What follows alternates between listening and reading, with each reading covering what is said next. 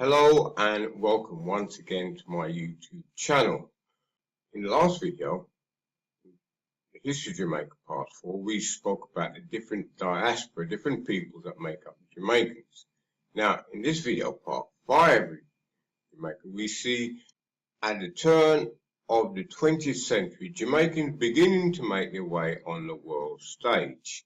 Now, first among those was one of Jamaica's national heroes, a gentleman by the name of Marcus Garvey, born in St. Anne's Bay on the 17th of August 1887. Now, he was the youngest of 11 children, and he had a keen interest in reading, which he inherited from his father, who was a mason. Marcus left school at 14 and became a printer's apprentice. Now, showing early signs of activism, he led a strike for higher wages. Marcus left Jamaica in 1910 at the age of 23, and between 1910 and 1912 traveled extensively to Central and Latin America. He also, after that, spent some time in London. In 1914, he returned to Jamaica and founded the Universal Negro Improvement Association, the UNIA. In 1916, Garvey moved to Harlem in the United States, where the UNIA thrived.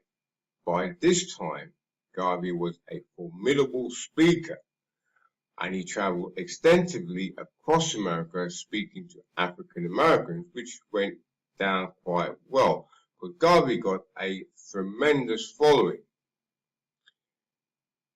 He urged African Americans to be proud of their race and to return to Africa, their ancestral homeland. This attracted thousands of supporters. To facilitate the return to Africa that he advocated, in 1919, Garvey founded the Black Star Line to provide transportation to Africa, and the Negro Factories Corporation, which encouraged black economic independence. To facilitate the return to Africa, that which he advocated, in 1919, Garvey founded the Black Star Line to provide transportation to Africa, and the Negro Factories Corporation to encourage black economic independence. One of the sayings at that time that Garvey used was, "Be black, stay black, and buy black." This, of course, did not go well with the white establishment and corporate America. Garvey also unsuccessfully tried to persuade the government of Liberia in West Africa to grant land on which black people from America could settle, being that Liberia was founded basically with ex-slaves who were transported back to Africa. In forming the Black Star Line, Garvey sold his shares through the mail. It had salesmen who actually sold the shares and raised somewhere in the region of $750,000, for which they were able to buy 3 ships. All this activism brought the UNIA to the attention of the FBI, James Edgar Hoover, who had just recruited the first African American special agent, of which he was then tasked with infiltrating the UNIA. His name was James Wormley Jones, and living up to his name, he wormed his way into the UNIA, so much so that Garvey and the rest of the leadership of the UNIA gave him the responsibility of registering all mail for their organization. The evidence that James Wormley Jones gathered for the FBI was used to arrest Marcus Garvey in 1922 for mail fraud.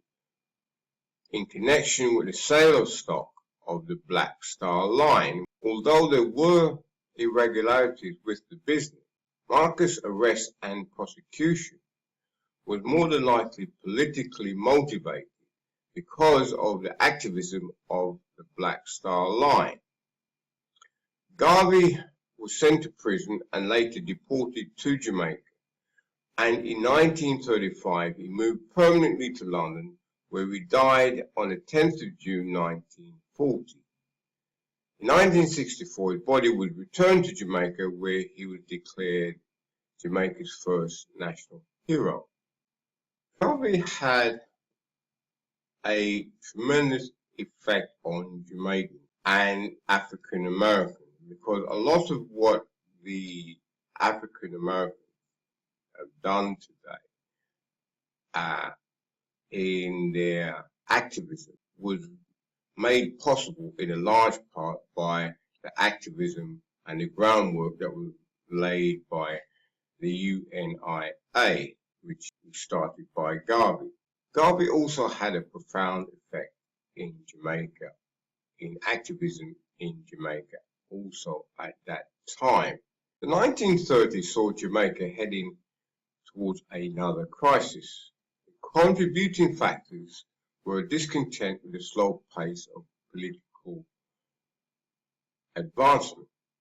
For example, the distress caused by a worldwide economic depression and the ruin of the banana industry caused by a Panamanian industry-borne disease. Falling sugar prices, growing unemployment aggravated by the curtailment of migration opportunities and steeply rising population growth.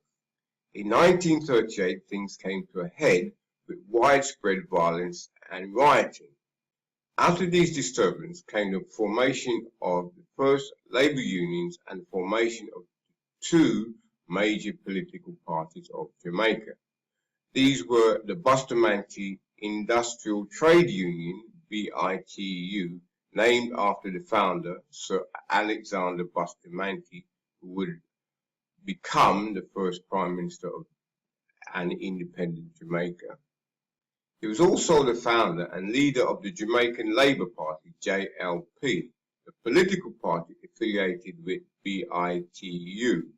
Norman Manley was the founder of the National Workers' Union and political party, the People's National Party, PNP. Both Sir Alexander Bustamante and Norman Manley were instrumental in Jamaica's move towards self-government. The first general election under a universal adult suffrage was held in December 1944. In 1958, Jamaica and 10 other Caribbean countries formed the Federation of West Indies. The concept of Caribbean unity was soon abandoned in 1961, where Jamaicans voted against the Federation of the West Indies. On August 6, 1962, Jamaica was granted its independence from England. Jamaica now has its own constitution, which sets the laws by which the people are governed. The constitution provides for freedom, equality, and justice for all who dwell in the country. So I will end it now on the history of Jamaica. But I will return to follow up on certain aspects, give more light to certain aspects of Jamaican history in the history of the Maroons, and thrash out a little bit more the history and life and times of Marcus Messiah Garvey. So I'd like to welcome you once again, and if you like what you hear and like to hear more, please hit the subscribe button. So until my next video, I see you anon.